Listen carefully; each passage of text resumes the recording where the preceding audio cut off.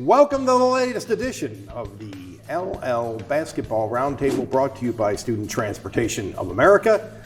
And we're going to be talking high school hoops with Jason Guarente, who covers the boys hoops for LancasterOnline.com, LNP, and Jeffrey Reinhardt, who the girls basketball counterpart.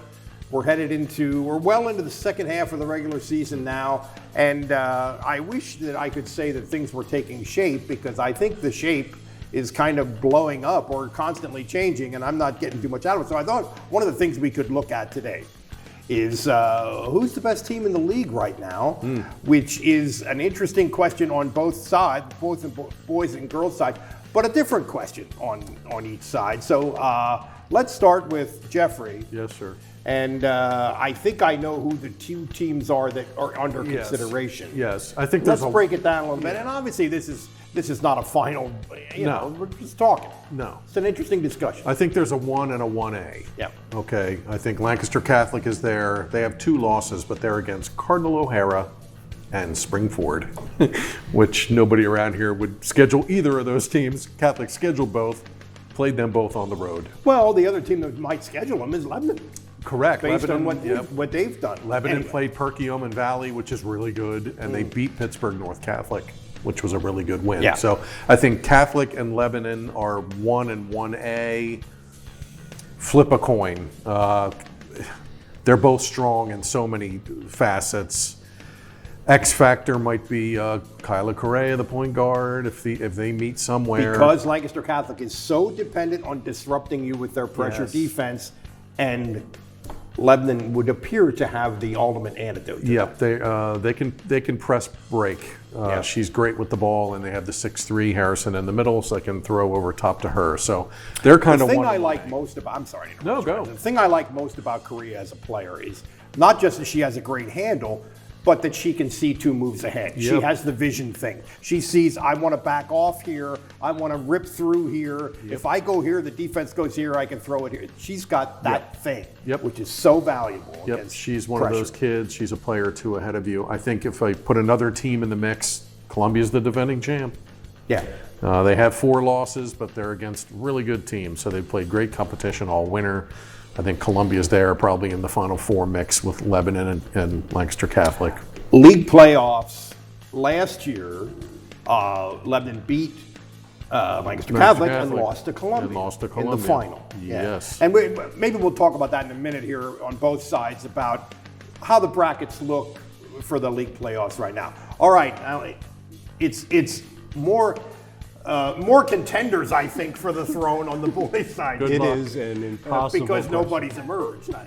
Well, all season we thought it was Cedar Crest. I think if you were to ask the coaches, they would have agreed with that. But Cedar Crest has lost 3 of its last 6 games, 2 by 20 plus to Central Dauphin and LS last night, and 1 by 16 to Penn Manor. Yeah. So they're taking on water right now, which is not what you want to see. They're still in first place in Section 1, and they're still likely to win the Section 1 title. And the Section 1 champ is typically the favorite.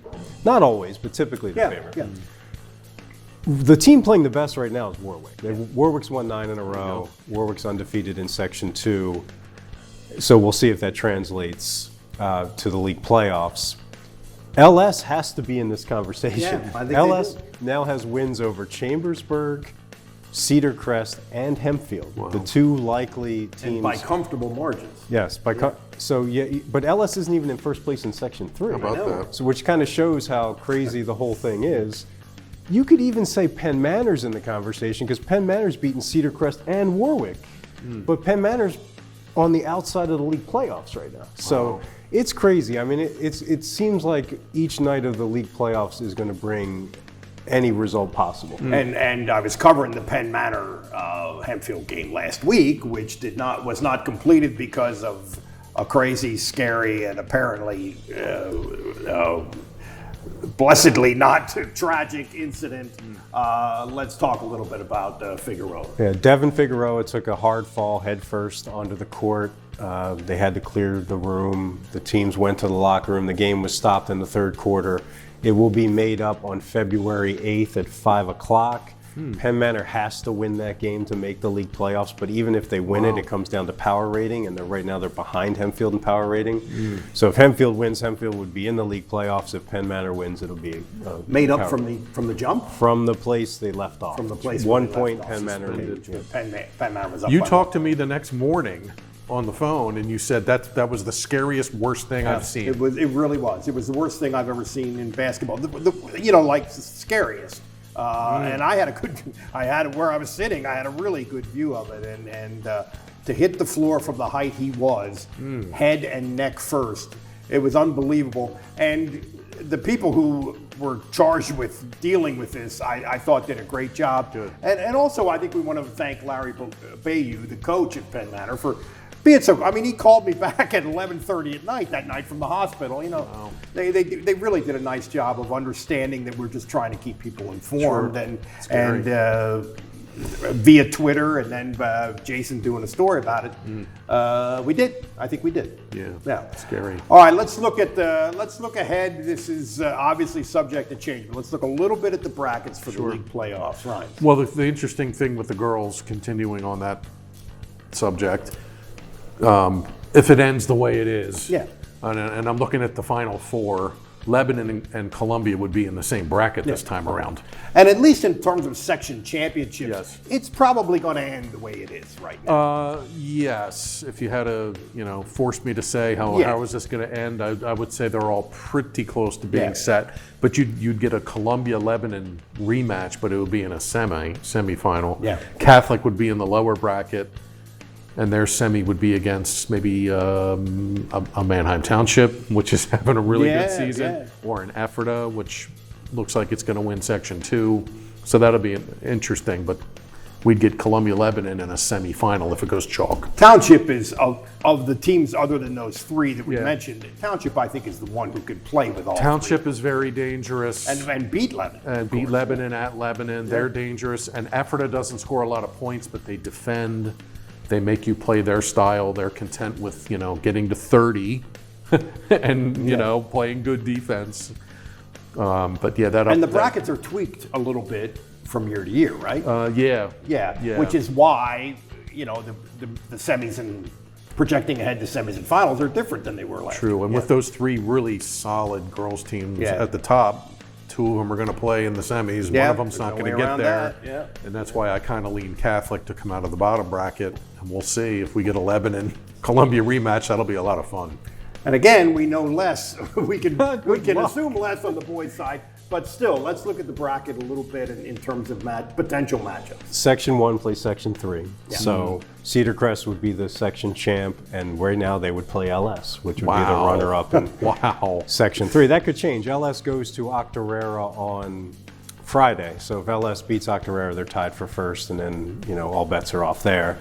And then in the other matchup, it's Section 2 and Section 4. So Warwick and right now Manheim Central, which beat Ephrata last night to really solidify Manheim Central's playoff spot, will play Columbia and Lancaster Mennonite in the quarterfinals. So you have a general idea of who the teams will be. It's just they could flip spots and they could change the matchups. Mennonite got a kid back?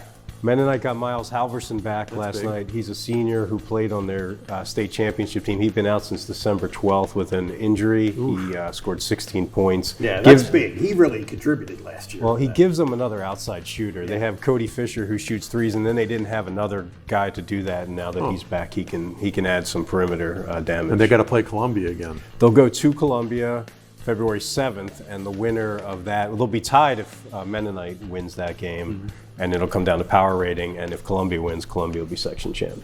There you go. Yeah. Okay. And by the way, I just thought of this. Aaron Etterline has become one of the hardest guys to guard in the league. Just an unbelievable, right? I mean, he's an unbelievably athletic guy. He was 8 for 8 from the floor when he went to the rim. When he took threes, he missed the threes. He was 8 for 8 from 2, and he had 17 points in the second half against Ephrata to basically take over that game. He could be on our male athlete of the year list. That's true. He had an incredible football season. And he is. It doesn't surprise you to learn that he's a football player playing basketball, but still. He's really coming at 32 the other night, and Let's talk about what's coming up next. Okay. Jeffrey, Okay. any sort of notes and for the good of the You order? got it. We should have a big milestone here by the end of the week. Bree Draghi, Columbia senior. As we sit, she has 1,957 points, so 43 shy. It's pretty good. Quirk in the schedule. Columbia plays at Linden Hall, struggling Linden Hall, on Wednesday night. Then they play Linden Hall at home on Thursday night. Home and home with Linden Hall. She's going to get a Thursday night at home. Yeah. She's got 43 points in her. She would join her mom in the 2,000-point club. Margie's the all-time leading scorer in LL history. 2 people in the same family with 2,000 is pretty cool. So assuming she gets it Thursday, I'm going to go and write about that. We had a 1,000-point kid last week, Riley Kraft, Lancaster Catholic senior, on a free throw. All right. She joined the 1,000-point club. Joined Mary Boleski, her teammate in the 1,000-point club. Kraft going to Shippensburg, right? She's going to Ship. Yeah. Boleski's going to American. Ava Byrne from Township also hit 1,000 this year. Sophia Ott from Hempfield is a little over 900, but they're running out of games. We'll see. Quickly, if Ryan's they where get you there. go in the next couple days. Wednesday night is CV Warwick, intriguing game in Section 2. Both of those teams are hanging on by a thread. Thursday, I'm going to see Bree Draghi go for 2,000. Friday, I'll likely see Lancaster Catholic, Northern Lebanon. That should be a clincher for Catholic. If they win, they would win the section outright. Jason, what do you got? The biggest game is LS going to Octorara Friday night. nice. Octorara won at LS in overtime the first time, so you have to go to Octorara, play in that gym, which nobody likes to do. Yeah, it's a delightful. Octorara can clinch the section with a win, and LS can pull even. The next big milestone, Ben Troyer's over 900 points, so he should get to 1,000 before the season's over. Yeah, one of the best players in the league without question. All right, gang, that's it. It's been fun. It's been the LL Basketball Roundtable brought to you by Student Transportation of America. For Jason Guarente, for Jeff Reinhardt, I'm Mike Gross. See ya.